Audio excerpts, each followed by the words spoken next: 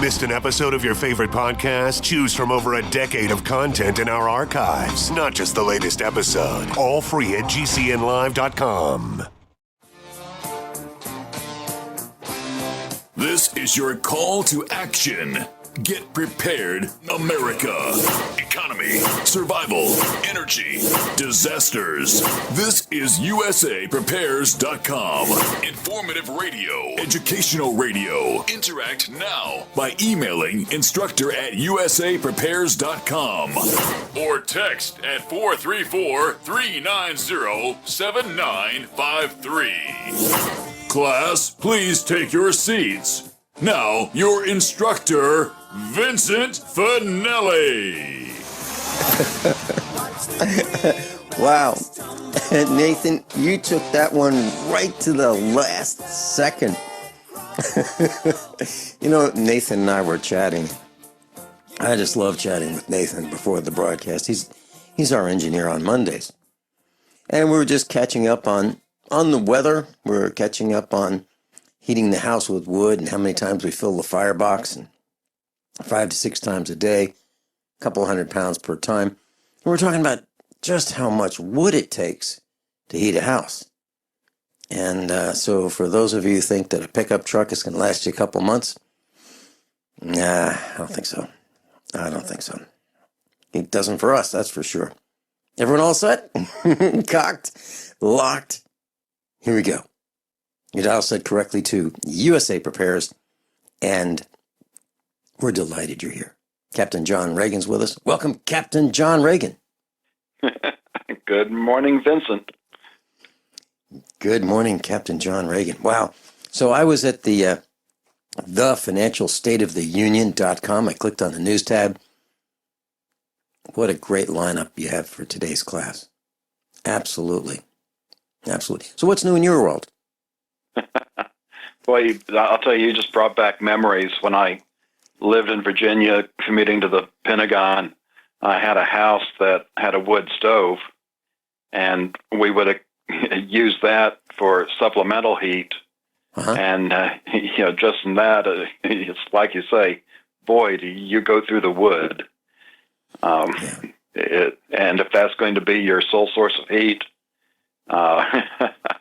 you better have a lot ready, and you have to get it done early so that the wood is seasoned. All right. Let's just take a 2-minute side trip and talk about wood. When we were building this house, we were thinking, okay, I bought a couple cast iron wood stoves, and I had to get them. I had to go out to the East Coast to get them because people don't heat with wood very much. We've become so used to just turning up that thermostat, and whether it's fuel oil or propane or natural gas or heat pumps, electric powered heat pumps, it's so much easier, but it's so much more expensive. Well, when we built this farmhouse, I decided that we would heat with wood. So I went to the East Coast, and I bought 2 cast iron wood stoves for inside, because that would be absolutely the most efficient, because the heater would be inside. There'd be very little heat loss in transmission of heat from outside to inside, because we're going to put it inside. And the chimney would be in the great room, and it's a very tall ceiling in there, so we get a lot of heat extraction from the long chimney. But I thought about it, and I thought, whenever we've used these wood stoves, every time you open that door, smoke comes out. So then what do? You have to, if you have too much smoke, you air out the room, and how much heat loss is that? So we decided that, we're not going to do that. We'll get an outside wood furnace and insulate it, and have a wood hydronic heater, and that's what we put in. It works great, but every time we open the door, it smokes, and that's outside. So it works really, really well, but the amount of wood that we use is enormous. I mean, it's literally enormous. We probably have 8 to 10 spare chains and a couple spare bars to go with our chainsaws. Because without the spare chains, we wouldn't be able to cut the wood, enough wood, to heat our house. So we have a trailer that we hook up either to a tractor or to an old Jeep, and we pull that around the farm, and we pick up these dead trees that fall, or trees that are standing that are dead. And when I say dead, I mean no bark left on them. And that's something we're probably going to talk about in hour number 2, the dead trees. And we cut them up and put them on the trailer. So it takes 3 of us. It takes 3 of us, about a half a day to get a week's worth of wood. And that's just to get it cut, put on the trailer, and then head home. And that's picking up these trees that fall down in the woods along the fence lines, and we use them to heat our house. And how much money do we save? Well, John, you studied break-even analysis.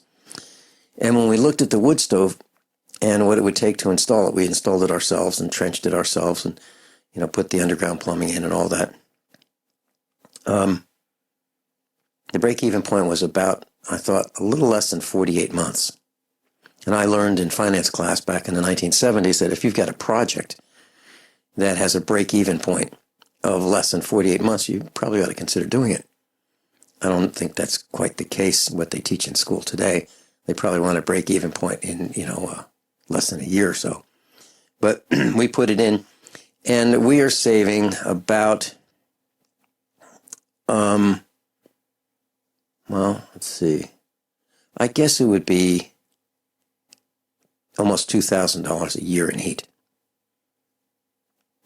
and electricity. And it worked. And it worked for us. So the break-even point was about what I expected, actually a little bit less. And we are independent from having to buy propane for heat.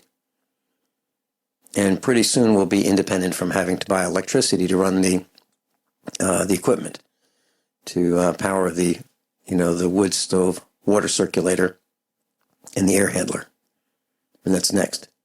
So I just wanted to share that with our class. But wood heats, my dad used to say, wood heats twice. It heats more than twice. He would say it heats once when you cut it because it's so darn hard to do. And then it heats when you use it. But it heats when you cut it, when you stack it, when you move it, when you shovel the ashes, and when you actually use the wood as a source of energy to create heat in a fire. Okay, John, that's my comment on heat. Well, but you're right. I guess it was probably 3 or 4 years ago, I gave a homework assignment to watch Frontier House, which was one of the reality shows on PBS, where they basically had a contest with a few families to live how people lived in a different time period. And for this reality show, it was Montana in, I think it's the 1880s. And when they were doing the evaluations at the end of the show, the young couple came close, but nobody had enough wood for the winter. And of course, if this were those times, that translates into not surviving the winter. So it's very serious. And I don't have an item for this. I just saw it on the news this morning. You probably remember we had the tornado come through here the day after Christmas that killed several people on Interstate 30 and messed up a bunch of houses in that area. Well, one of the families finally got moved back into the house, and of course, this weekend we had the big cold snap here. So they lit a fire in the fireplace and ended up losing their home. And what belongings they had, what survived the tornado didn't survive the fire. And the initial determination from the fire department was either faulty chimney or fireplace. So, there's a preparedness lesson there as well. It's nice to have a fireplace. It's even better having a wood stove because you don't lose all the heat up the chimney. But these things also have to be maintained properly because if they're not, you end up with a house fire. And the big thing typically is the creosote buildup in the chimney, and you're not going to be able to call a chimney sweep. You're going to have the tools and the I don't know how much skill it takes, but the skills to take that creosote out of the chimney, and So I can tell you what it takes. We have an outdoor, and this is a really simple example. We have an outdoor wood furnace that stands about 8 feet tall, and then the chimney comes out the back and goes up. So the total height is maybe 13 or 14 feet. And I bought a round chimney brush. It's like something you would clean test tubes with, except it's got wire bristles instead of nylon bristles. And it attaches to these long sections of fiberglass rods. So I have about maybe 30 feet of sections of fiberglass, well, maybe 15 feet of fiberglass rods that's screwed together like fishing rods, except a little heavier. You screw that onto the wire brush, and you brush it from the top down. And there's a clean out at the base of the chimney. So you push down with this wire brush, and it loosens all the dried creosote, if you will. And then you can scoop it out into a bucket. And I'm going to save that, and I have been saving that creosote so that I can mix it with a little bit of kerosene or a little bit of diesel fuel and make a preservative out of it for fence posts, wood fence posts, and we call that creosote. At least that's my thoughts on what I'm going to use it for, as my own wood preservative. But that's what we do. But not all the time. You can't always clean the chimney up, because if it's freezing cold and you've got a lot of creosote built up in your chimney because you've been burning wood that's not seasoned, or you've been burning a lot of wood with a lot of sap in it, your chimney can get coated. And have we had chimney fires? Yeah, we have. And I'll tell you what, it's pretty terrifying. And here's what we do. You can hear this thing roar. It goes kind of like a jet engine. And you can hear it in the chimney. You can see that if you have a stainless steel chimney, you can actually see it start to get, discolored. What I do is I shut the air off to the wood stove immediately. And without air, that chimney fire can't continue very long. And that's the way to do it. Now, if I had a chimney fire in a house, like in a fireplace, you can be pretty confident that your chimney might crack from that heat. I mean, it's like a blowtorch. It sounds like a blowtorch, and it's probably almost as hot as a blowtorch. And the idea is, if you've got a fire extinguisher, I think I would, if it was chemical, and I'd send it up put the tip in the fireplace. Class Captain John Regan's with us, thefinancialstateoftheunion.com. Thefinancialstateoftheunion.com. John, just a couple of quick seconds on the chimney fire issue. And so here are my thoughts, and these are just my thoughts. I recommend you do your own research. So if you have a chimney, let's say it's a brick chimney, a traditional chimney with a terracotta liner, and you've got a fire going in the fireplace, and you hear this roar, and you think, oh, we've got a chimney fire. Here's what I would do. This is just my opinion. I would try to put that fire out in the fireplace as quickly as possible. Like, let's say it's in the living room. I would try to put that out as quickly as possible. I would use a fire extinguisher that I'd have handy, a chemical one. Now, if that doesn't work, I would go to my garage, where I have a coiled, ready-to-go, 120-foot commercial garden hose. And the garden hose has attached to it a nozzle, which is open. It's screwed on, ready to go. And the reason I say commercial is because if it goes outside and it's freezing cold outside, it's not one of those plastic ones that's going to crack. It's a heavy-duty rubber one. And I would attach it to a faucet. We have hydrants all over our farm. And I would spray with a mist the fire. in the fireplace. The reason I say a mist is because you want to have a lot of small water molecules to put out the fire quickly, and you don't want to crack the firebox. As soon as the fire is almost out in the firebox or the fireplace, I would immediately shut down the air, the damper, to eliminate air from going up the chimney. And then I would go outside and I would take that same garden hose and I would aim it so that the water would go down the chimney. Enough to just put out the fire and not enough to crack the chimney. Those would be my goals. But the main thing is to save the house. That's the main thing. And that's what I would do. And so what do we do here at the farm? We have drained commercial garden hoses, coiled up, stored inside. Inside, because if you have water in them, if you don't drain them fully, and we put them on a hill, and we drain all the water out of them, then we coil them up in a large coil, size of a hula hoop. And then we bring them inside.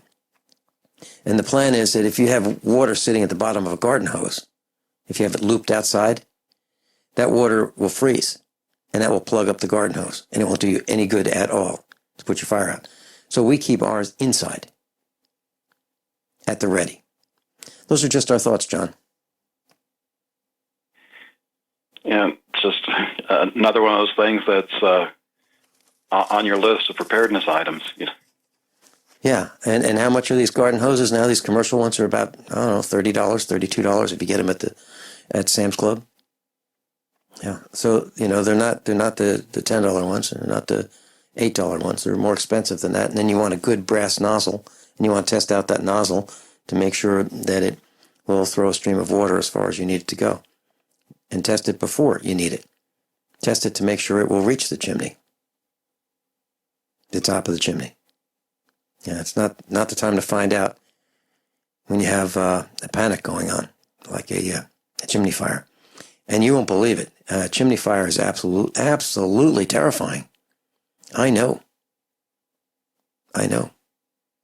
And don't burn plastic in your fireplace. That's a great way to start a chimney fire.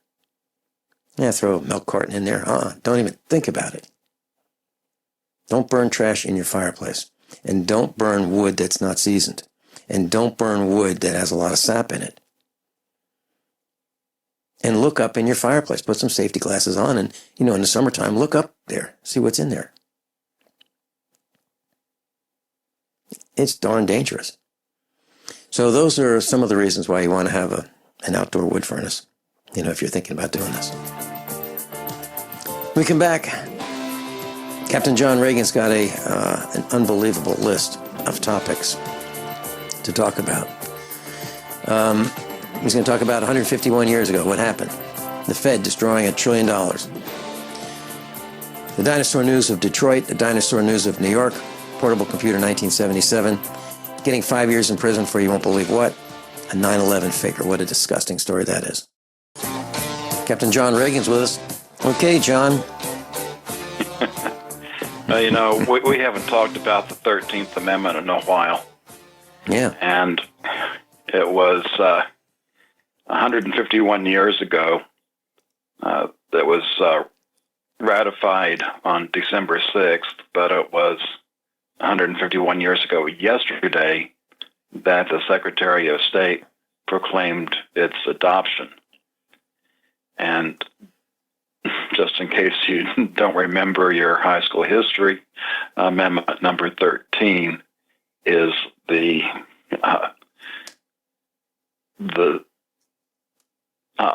constitutional amendment that banned slavery.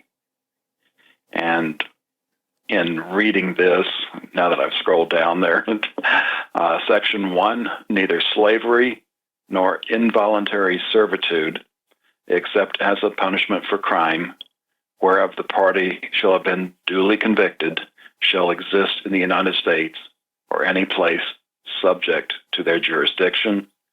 Section 2, Congress shall have power to enforce this article by appropriate legislation. And that's it. It's not very wordy, but there's some important things we need to read into this. While involuntary servitude, again, except when you've been convicted of a crime, is prohibited, voluntary servitude is still perfectly constitutional, and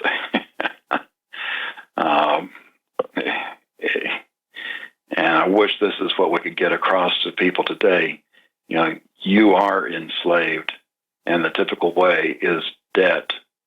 And it's bad enough, the debt that you can take on your own, but what the government has done has made it to where there is no financial freedom in the future, because it's going to require more than 100% of income just to feed the beast. And of course, there's the slavery of taxes, John. You can stop paying taxes and run the risk of being a guest at the Crossbar Hotel. Many have tried. And if you think you don't have a master, just stop paying your bills. Mm-hmm. You'll find out quickly. Next up, Fed destroys $1 trillion. And if you happen to get to the post before the show, I had to correct this link during the top of the hour news break.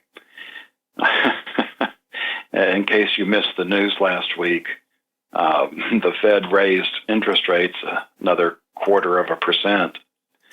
And between the bond and stock market, they wiped another $1 trillion of value out based on that. And it's like I've been saying for how long now? Interest rates rising is what's going to be so deadly. You end up just looking at the federal debt, $20 trillion worth there. That goes up, even to near normal 5% by the time it's all cycled through. That ends up being $1 trillion a year in interest expense. And of course, in fact, I've already gotten the notice for one credit card. The interest rate's gone up to 0.25%. And, with people tapped out as much as they are, especially with Obamacare going up so much next year, all this additional expense is going to hurt. And then we've got the problem of the pension funds. A lot of that $1 trillion, didn't necessarily hit the, the 1%. It hit the pension funds, which are already hurting. And we've got an article we'll be talking about in an hour or two. Another city having problems. Vincent?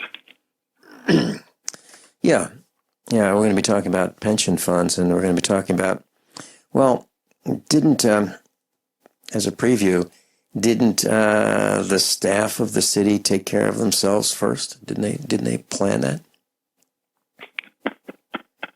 That's usually the way things happen. The executives make sure that they're paid very well and get rewarded for all the damage they do. And then all the people that had to do all the really hard work, well, too bad. Yep. Oh, my computer came back. It's great. I was unable to refresh. Something happened to my screen, and I've got a separate computer for, looking at the financial state of the union, separate from the computer that runs the broadcast, separate from the call screen computer. And I lost one of them a few seconds ago, but it's come back, which is great. Okay, so what's next, John? Well, you've been hearing a lot about fake news. Yeah. So it was interesting that the purveyors of the real fake news, the dinosaur media, I'm going to do my best not to call them mainstream anymore, because they really aren't mainstream. They're, whether it's the newspapers or TV and radio stations, they're having really hard times out there. And they, in the dinosaur death throes, they're lashing out as much as they can against the modern media, who's able to get real news out to people. And we've got examples from Detroit, where the Detroit News is cutting its finance columnists, editors, and photo staffers, because they can't find a way of making money in this brave new world. 20 newsroom employees, and then New York Times is going to vacate at least 8 floors of its 52-story Manhattan skyscraper and rent out the space to make money. And that's going to force 400 of its staff to relocate to temporary office space.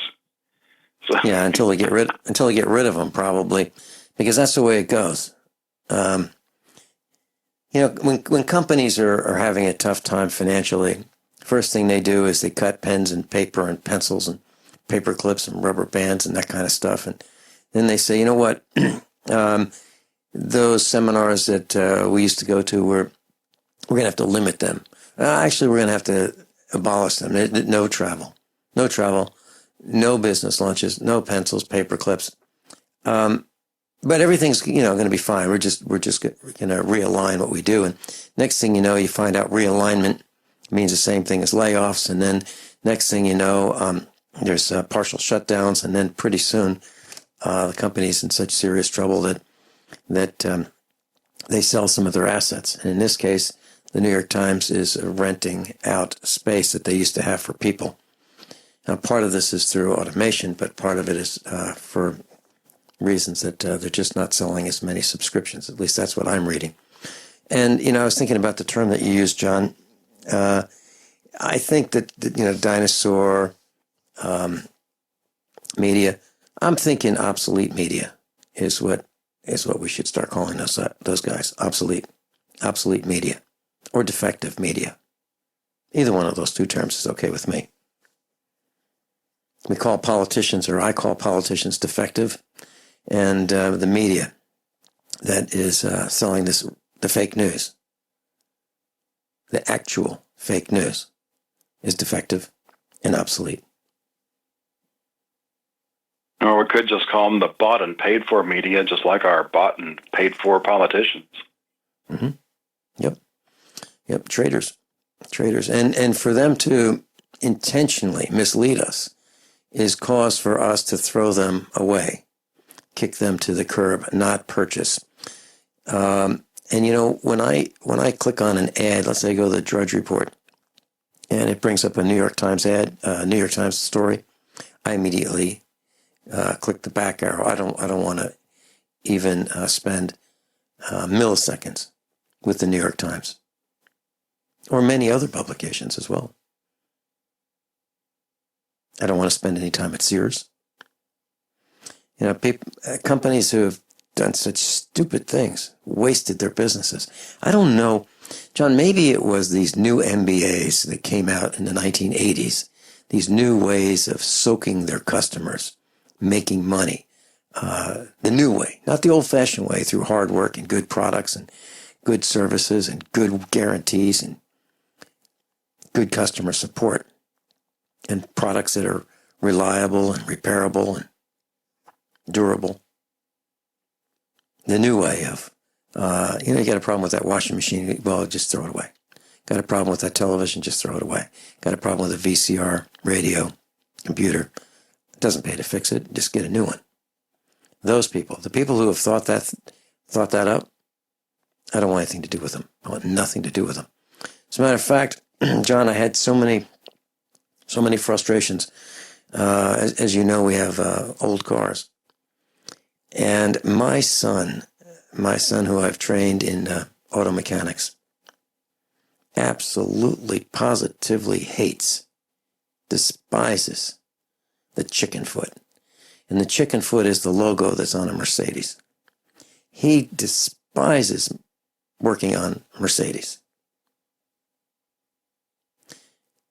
to the point where I don't want to get under the hood with him, because if I do, he's going to point out all these miserable engineering achievements, things that require special tools, special fittings, so hard to work on.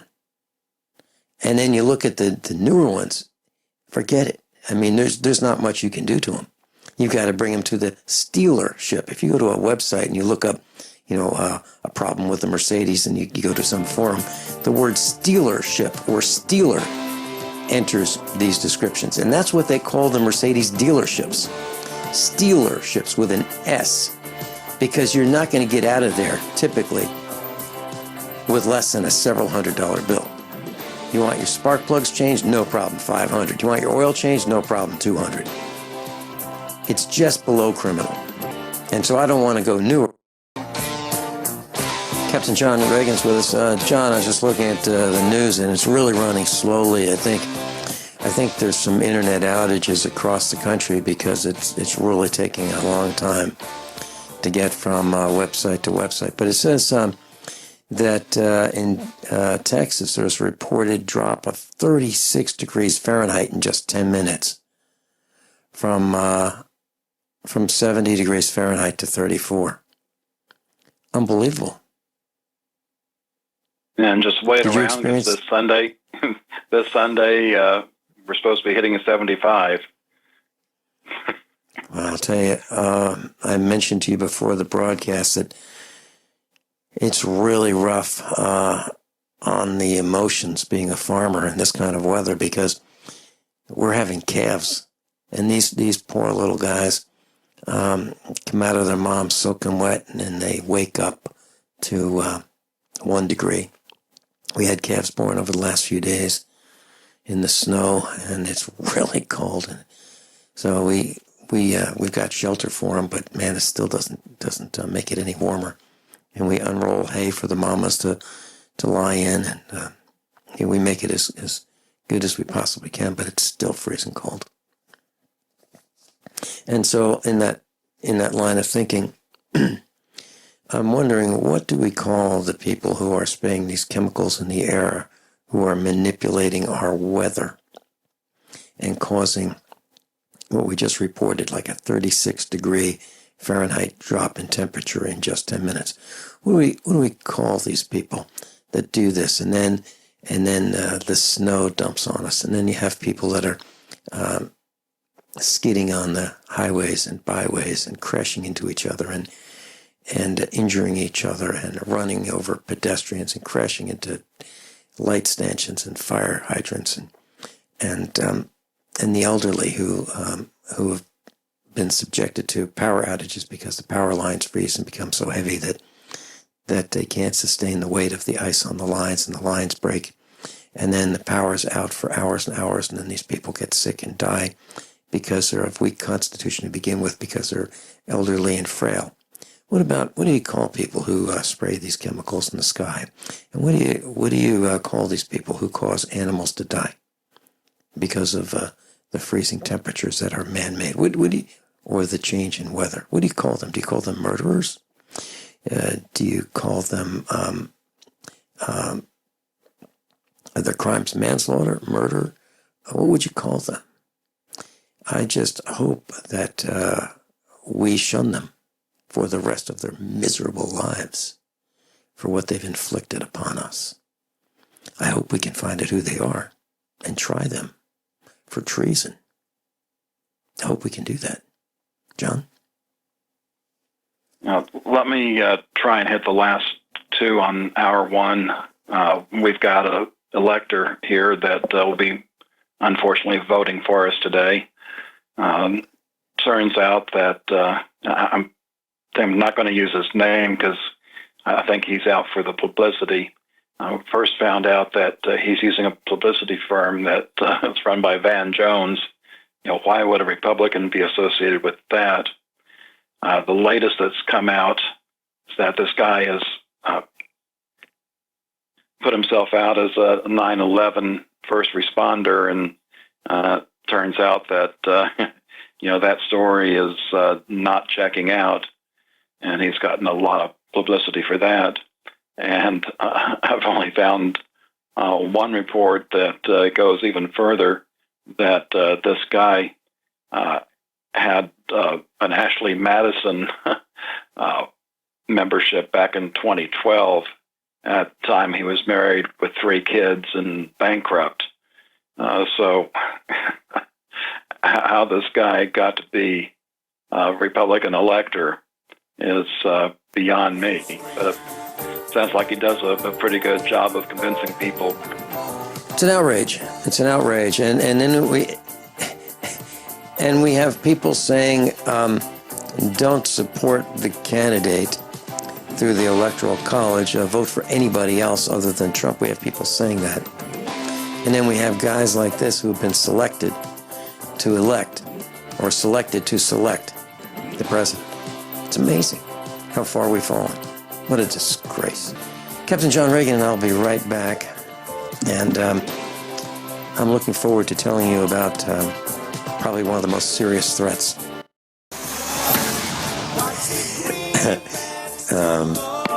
Class, for those of you who have sent in a request for that free copy of Emergency Preparedness and More, a manual on food storage and survival by Howard Godfrey, it's going out today. I just packed up the book, and it will be going out U.S. Postal Service today. I want to thank you for your request. One has been selected at random, and it was great. It was great to have so many nice emails requesting that book. It's available at Amazon.com if you'd like to get a copy if you didn't get the free one.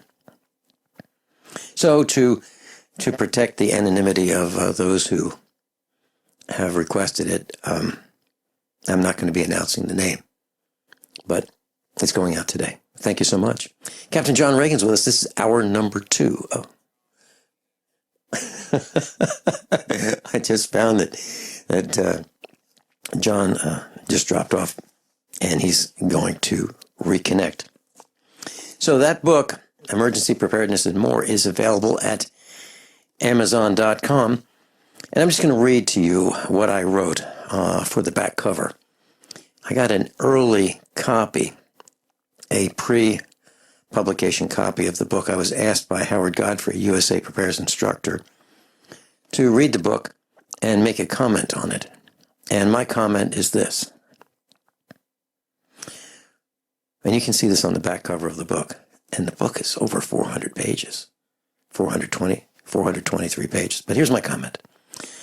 Watching mainstream television will encourage learned helplessness.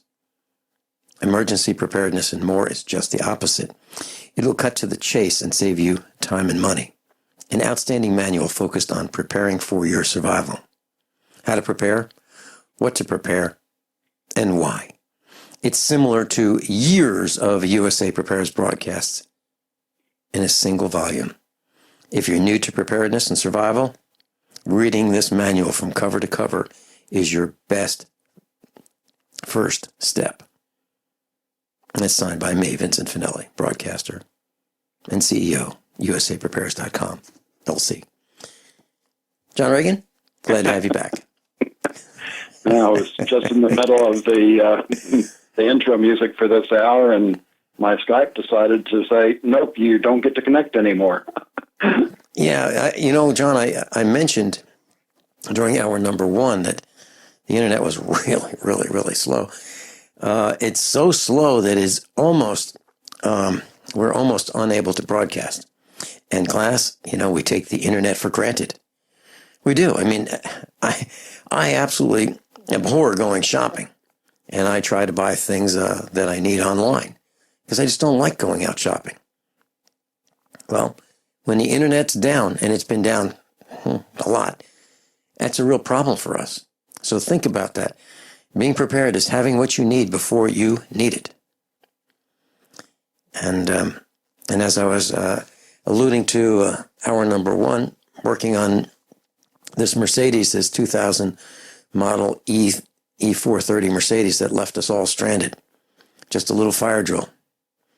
We were on our way to the dentist's office. We had my mom, our son, Mrs. Finelli, and I were all in the old Mercedes, and we were heading out to Springfield, and we smelled smoke, saw this bluish smoke, and we thought, boy, this tractor trailer in front of us was having a problem. And so I went to get out to the side of it to see if it was really him or us. Went to the fast lane and got around him, and we still had that smell, and it got worse. And the cheese grater was on the left side, a dip on the right side, got in the slow lane. It was us. Then the alternator light came on. I knew that we lost the serpentine belt. And I was looking for a way to get off the interstate. I had to go for a couple miles, about 2.5 miles. Finally, I knew that the engine temperature would climb and climb and climb, and it did. And as it approached the red, I was thinking about, now, how do I do this? If I shut the engine off, it has one of those non-metal keys. It's got a key with a transmitter, and the steering column has a receiver. And I thought that this darn car, if I shut the engine off, it's going to lock up the car. And so I couldn't do that. So I by choice, let the engine climb, and it hit red line in terms of temperature, and the engine shut itself off. And that was the time that I lost power steering. My mom was in the car, and as I said, and 2 other passengers.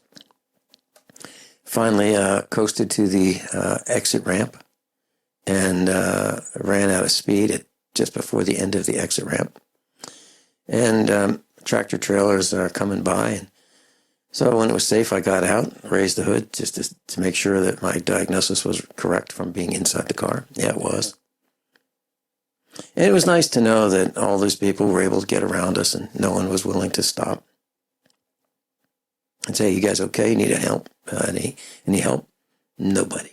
Let me say it a different way. Nobody was willing to help us. So I waited. I pulled the remains of the serpentine belt out from under the hood, and there was a truck stop about a half mile down the road. As the engine cooled, I was able to get it started. Pulled into the truck stop where it said cars left over 1 hour will be towed. Went in, talked to the manager, explained what the problem was. I said, I've got to go get my truck and trailer. And we were able to get a ride back home from one of our friends who was in Springfield heading back toward our farm. We all got in this little tiny car and got back home, and our son and I hooked up the gooseneck trailer, got some strap belts, and got the car on the trailer and took it home. And that's where we found out that we need a special tool in order to change this little tiny $11 part. Now, if you want to get the part at AutoZone, you can get it for $115, $116, no problem. I bought it on the internet. It was about $11. But I need a special tool that is almost $100 to put it on. That's why my son hates the chicken foot. Absolutely hates them. Real easy to do, as long as you have these special tools. And that's what's happened to cars today. You need special tools in order to work on them. So you have to make the decision. Is it worth buying a special tool for when it happens again? Or do you borrow the tool, or what do you do? It's a huge problem. So working on cars is not the same as being a shade tree mechanic of the 1960s and 70s and 80s. It's not the same. You need all kinds of special tools, and you need the diagrams of how these things go together, because it's not always intuitive. So unless you're willing to fight with the chicken foot, I suggest maybe you consider something else. John Regan? Well, if you remember, last week we talked about Bluetooth 5 and how it's got an expanded broadcast range and how it's going to be used in the Internet of Everything. Well, this week I've got an article on low-power Wi-Fi, and this uses 10,000 times less power than today's Wi-Fi The article gets a bit technical, but basically they've only been able to achieve speeds of 11 megabits per second, which can that'll still let you do a lot of things. I remember, back in college, we had dial-in modems that was 110 baud. You'd sit there and watch the characters crawl across the screen. That's 11. That's 11 characters a second, right? Yeah. 110 baud. Yep. So if you are an engineering type and want to see how they're doing this, there's this article, and they also have a couple of links in there. One's to a paper, and one's to Technology Review, where it names it one of the top breakthroughs of the year. So it's again, unfortunately, technology is taking a step forward on new ways of getting into our life. Mm-hmm. Yeah. So vehicle-to-vehicle communications, speed, your acceleration, your deceleration, all kinds of things will be communicated from your vehicle to other vehicles. Traffic light, red, yellow, green, right? Speed limits. And it's actually that kind of like that, knowing what the speed limit is, because every once in a while I look around and I go, John, what's the speed limit here? I don't know. I think I know, but I'm not absolutely certain. Did they reduce it in order to set up a speed trap? A gauntlet, a revenue stream? Am I in a revenue area? What? And it would be kind of nice to know that. But the rest of it, I'm not interested too much in. The spying part. And whatever spying we think they can do now, I don't think we've thought through all of the potential spying applications that these thugs can install. And that's just one more point for the case of driving older. I want to go older rather than newer. That's a huge problem, because when you go with an older vehicle, then you've got the rubber part failures that are going to get you. There's no good solution. What's next? Yeah, with that vehicle-to-vehicle, we've got an article there. They're releasing the rules to mandate into new cars, and I would suspect that before too much longer, they'll mandate it to be at least a portion of that be installed into the older vehicles for safety reasons.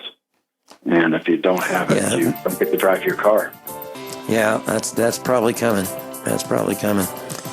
These thugs are just, while we're sleeping, they're dreaming up new ways to confine us. When we come back, we've got Mark in Philadelphia. He's on hold. We'll get to you, Mark, as soon as we come back. Captain John Regan's with us. I'm Vin Finelli. Captain John Regan's with us. Mark in Philadelphia. Welcome. Good morning. Good morning, Mark. Vincent. Good morning, John. It's been a while. I appreciate you being open to for callers calling and stir it up.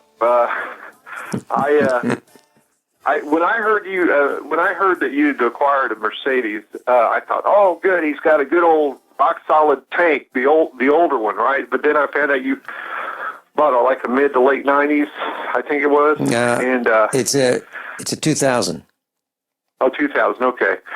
And I was like, oh, I was really concerned, because the thing about it is, from what I gather, look, the best designs are simple designs. The best designs are durable designs. The best designs are the ones that you can easily maintain yourself. But these corporations definitely have it in for us, and they do not want us doing our own thing. And as of the mid-'90s, all the companies, from what I gather, all the major manufacturers, including Mercedes, BMW, all those Europeans, they went to the same model as the U.S. where they all did, I think, where they wanted to put in their control circuits, especially, or their control mechanisms, and or special really high tech stuff that you and I can't repair ourselves. and therefore you have to go back to the dealer. But I was really surprised that you didn't go for one of the old tanks from like the 80 to 85 turbo diesel, because you can still find those that were like one owners that maybe have 100,000 miles on them, and they'll go forever with very little maintenance. And now they're diesel, and they're a little slower, but they still have style. I still think those older tanks have style. And you're talking about like a Mercedes 300 SD. SD, 5-cylinder turbo diesel. Right. Yeah. And we've got one. Oh, you do? Okay. Yep. So that's good. Also have a Mercedes 300 TD, 1987. They only made this turbo diesel.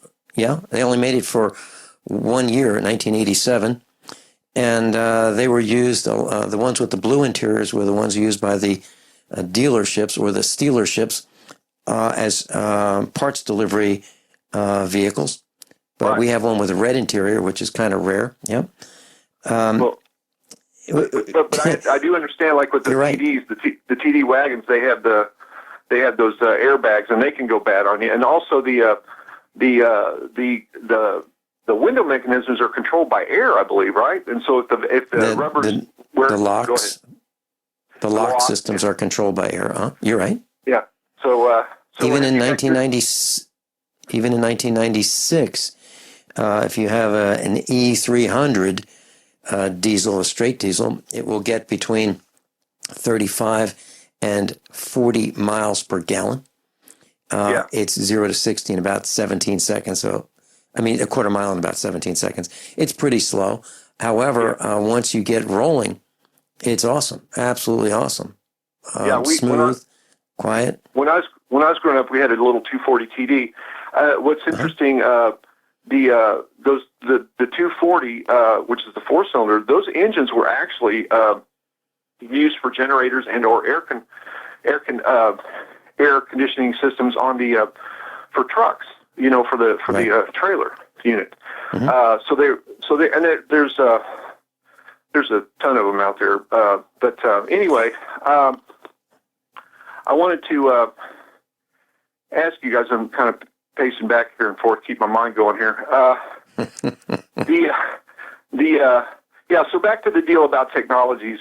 By the way, I don't know if I'd ever told you, Vince, that I was in the service, and I worked on like three different generations of electronics, radar systems, vacuum tubes up to digital. And I appreciate the digital because they're easier to diagnose and troubleshoot.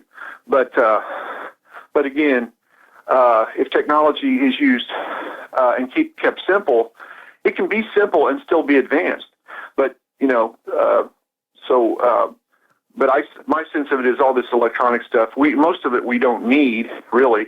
And does it really advance our lives? I mean, does it really? Oh, you're absolutely right. You're right, Mark the Spark in Philadelphia. You can get a torque wrench for about $12 at the Chinese factory tool outlet, kind of like the one that I have, or you can get one from Snap-on for several $100s that has a digital display. Yeah. I don't get it. Mine works just fine. Can I hold over? I'd like to ask you something else. Sure. Mark the Spark's with us. John Regan. Captain John Regan's with us, and Mark in Philadelphia. We'll have to go quickly because John has a long list of topics for the rest of the broadcast. Okay, well, great. I appreciate it, Vincent and John, especially you, Vincent, opening up this forum because you guys are keeping us sharp there. I really appreciate that. You challenge us to keep on keeping on and thinking deeply and clarifying what's really going on. And in along the same lines as for your listeners is the Amish say many hands make light work, and I extend that further and say many minds make bright work. So I wanted to bring up. I just give you a couple of gems here. There's a couple of companies. One I've known about for a while. It's called Lehigh Defense. They make bullets. They make high technology bullets that are really leading edge, and they're milled bullets. You got to check them out. Lehigh LehighDefense.com. I have nothing to gain from telling you this, except just pass it on to my fellow countrymen. A good idea, I think. So with this bullet technology, what this means is that because these bullets penetrate deeper, that means a person could carry a very small handgun, even a .32, and get really good penetration for a defense round. And so it's something you want to check out, LehighDefense.com. Another one is that I just learned about, just came about. It's really a breakthrough in shell casings, and that it's called Shell Shock Technologies, and it's a new alloy, and get this, it's many times stronger than brass, and it's half the weight of brass, and it's also magnetic, so you can pick it up. It's also a very malleable metal, so you can reload it many, many times. They don't even know how many times you'll be able to reload it because it's not brittle. It doesn't crack. And here's the kicker. Here's a new technology that's cheaper than brass. The rounds are cheaper than traditional brass. So, and they're currently making it in 9mm round shell casing. So check it out, Shell Shock Technologies. But I want to ask you one thing real quick here. This deal that just happened in Kansas where the guys were, Kansas created that law where within the state you could manufacture firearms and sell them back and forth as long as you kept it in the state. And now we have, you think the state they passed that law, so you'd think they would protect their own, right? But now we have, a couple of guys that were making suppressors, and now they're in trouble with the federales because they were selling suppressors without a tax stamp. What say you about this, Vince? Do you know what's going on with that? No, I'm not up to speed on that, but in Missouri, we have the right to bear arms. It shall not be questioned. So my question about that is, who has the right to bear arms? Obviously, all of us do, starting with zero, age of 1, 2, 3, all the way up to over 100 years of age. And arms sounds to me like bazookas and anything else, down from there. So I've got a problem with having a federal tax stamp on suppressors. I mean, some people just might want to make it quiet. What if they want to plink in their backyard without waking up their neighbors on a Sunday morning? Who doesn't want to do that? Here's another one for you, because this happened to my nephew recently. He went into a gun show there in Springfield just a couple of weeks ago, and he was going to get a new firearm, rifle. Anyway, so he went to two different dealers, and he ended up, one of them, he cut it off because there was a delay. So he went to another one, and then there was a delay with that guy. He stopped the transaction with the first one because he was like way up in St. Joe or something. And he figured he'd have to wait for all that, either go up and get it or ship it down. But get this. So he got denied, and now he's trying to figure out why he got denied. To me, this 4473 it could be a way for guys to get entrapped. Because what if there's a clerical error somewhere in a city or state courthouse of some offense that you went through, but yet it was clear there was a clerical error. I mean, if you, my understanding is you signed the 4473, and if you don't know where you stand, you're committing a perjury, and that's a felony. I just don't trust contracting with the government in any way. What about you? So here's the answer: buy a used rifle, pistol, shotgun. In Missouri, yeah, exactly. Yeah, from the state you're in. So if you're in Missouri, you just buy it from, there are plenty of, I was probably at that same gun show, the RK show that you're probably talking about. Yeah. I was walking around there. And here's the thing, Vince, I'll leave you with this. The two dealers that he dealt with, and I know they don't make much margin on these firearm stuff, especially the firearms. Maybe on accessories they make more margin. But they both said, well, if you don't have a felony and if you didn't have a violent criminal history, then you're good to go. Well, that's not necessarily so. The devil is in the details, especially when it comes to our government. The devil is in the details. And so he ended up getting denied. Now he's trying to figure out, he's contacted NICS to find out why and try going through that. I mean, it's just... I understand what you're talking about. I was driving or operating a vehicle in Missouri with a suspended license, and I didn't even know it. And why was I suspended? Because some jerk in Jefferson City must have transposed two numbers on a keyboard and suspended my license. There you go. Yeah, and then what trouble did you have to go through to figure that out, and what actually happened? It took you a while, probably, right? I was trying. Yeah, my bag that had my license in it at the time, I carried a bag instead of a wallet.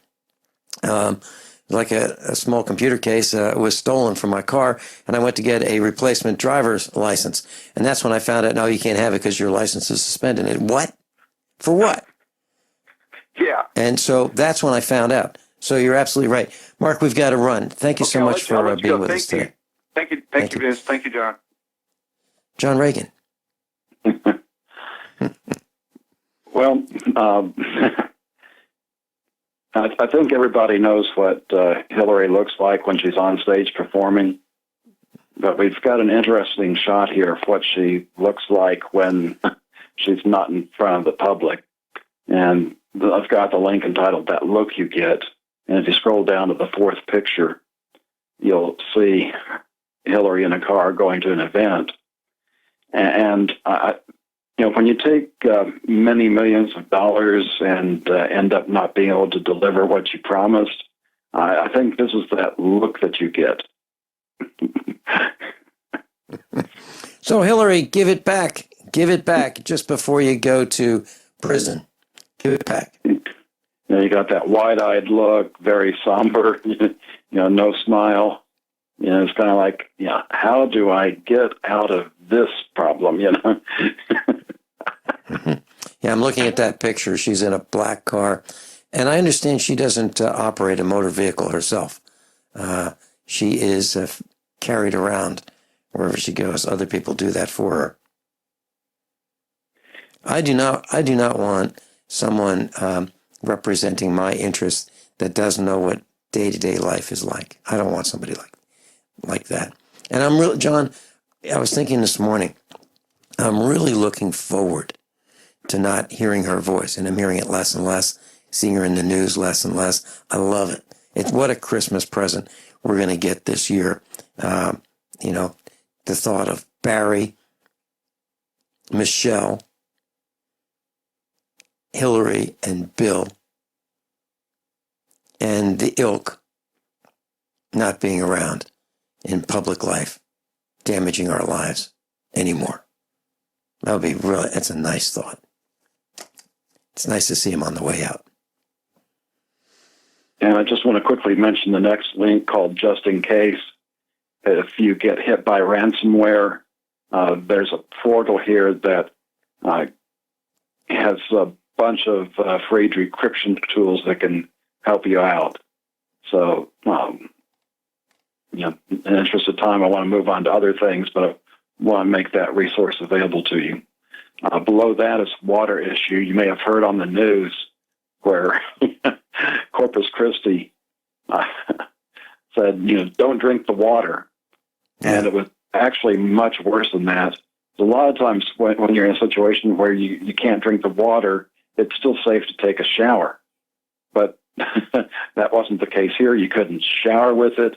And apparently it was a petroleum product, which meant that, if you got a water filter, you can't filter it either.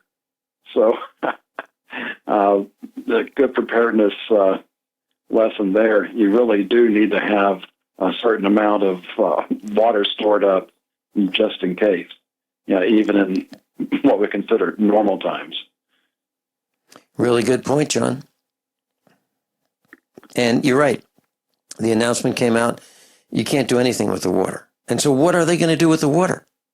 What are they going to do with these millions and millions and millions of gallons of contaminated water in Corpus Christi? What are they going to do with it? I don't know, but at least they've given the okay. You can go back to drinking the water today. Yeah. Well, I still wouldn't trust them.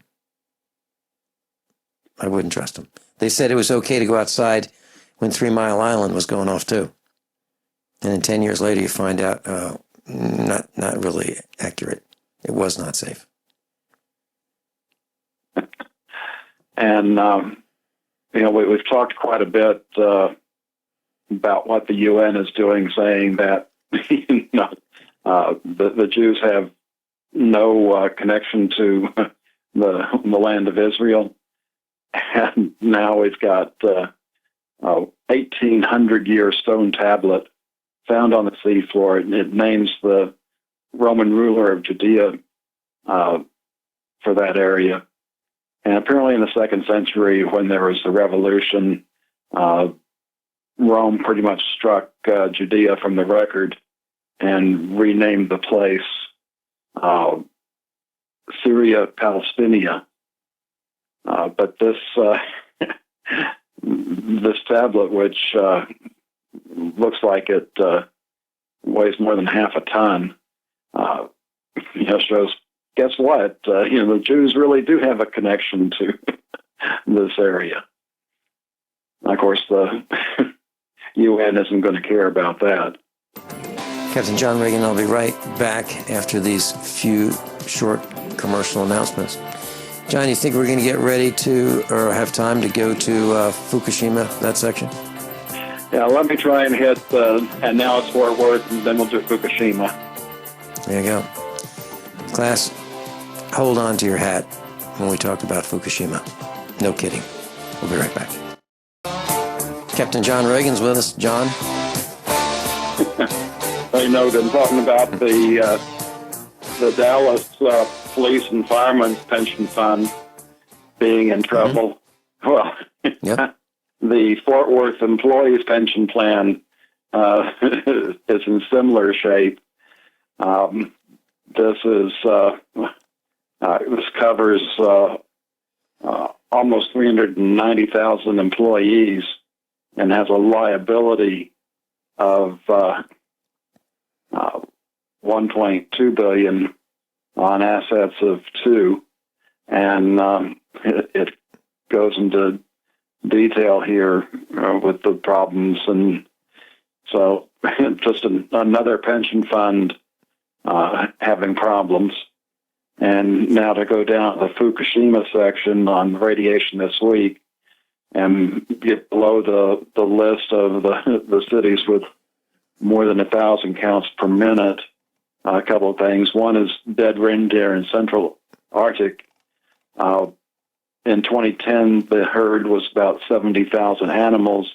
Now in 2016, it's down to 22,000, and the size of the reindeer are smaller as well. And a little bit below that, you get the California dead tree count is way up. And, of course, part of that is the drought.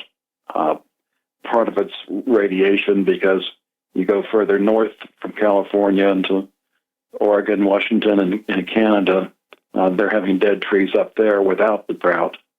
So it's a problem. And we've also had news lately where they're admitting to radiation in the fish off the Pacific coast. John, we've been reporting dead trees for years here. Trees in everywhere I look in Missouri, and I'm sure it's not just Missouri. I'm hearing the same stories all over the country. Dead trees, and class, just look. When you're in your vehicle traveling, look out the window. Look at the trees, and you just won't believe the percentage of trees either struggling to survive or are dead. Limbs falling off. It's really a horrific sight. And what do? There's nothing we can do. We are in the path of the radiation, all of us. And if you think I'm kidding, if you think John's kidding, Miles reported that he observed, let's say 1,100 counts per minute himself. This was way before the news was reporting, those kinds of levels. Now the Colorado Springs, Colorado, beta and gamma radiation, in this time is the report for December 17th, and this is from Veterans Today.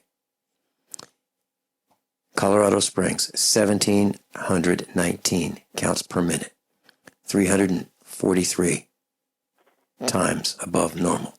Grand Junction, Colorado, 1,638.